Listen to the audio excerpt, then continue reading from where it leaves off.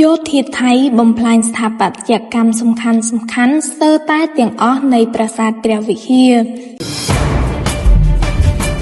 ប្រាសាទព្រះវិហារនិងតំបន់ជុំវិញត្រូវបានយោធាថៃធ្វើការបាញ់ប្រហារនិងទម្លាក់គ្រាប់បែកខូចខាតយ៉ាងដំណំនៅក្នុងសង្គ្រាមយោធាថៃឈ្លានពានប្រទេសកម្ពុជាទាំងលើកទី1និងទី2តាមរយៈសេចក្តីប្រកាសព័ត៌មានស្តីពីស្ថានភាពខូចខាតនៅរមណីយដ្ឋានប្រាសាទព្រះវិហារ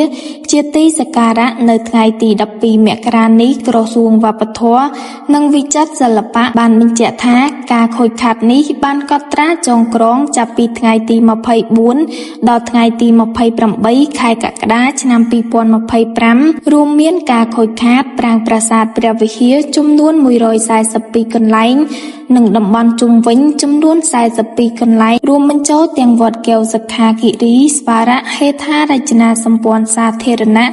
និងអគារការិយាល័យអភិរក្សរបស់អាជ្ញាធរជាតិព្រះវិហារដោយឡែកសហគមន៍ជុំវិញប្រាសាទរងការខូចខាតចំនួន60កន្លែង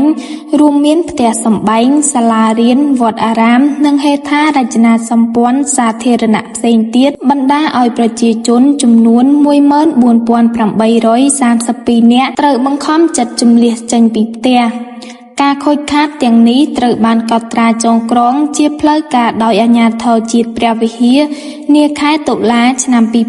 2025បើតាមក្រសួងវប្បធម៌ការកត់ត្រាចងក្រងពីការខូចខាតចាប់ពីថ្ងៃទី7ដល់ថ្ងៃទី27ខែធ្នូ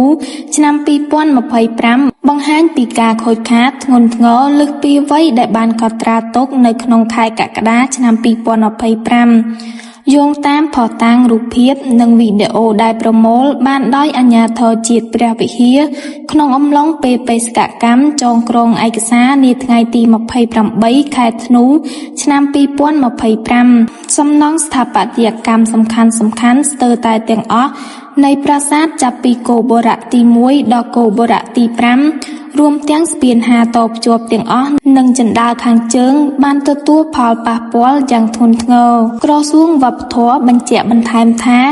ការខូចខាតទាំងនេះគឺបណ្ដាលមកពីការប្លង់គ្រាប់ធុនធ្ងន់ម្ដងហើយម្ដងទៀតនិងការទម្លាក់គ្រាប់បែកពីលើអាកាសចេញពីយន្តហោះគ្មានមនុស្សបើក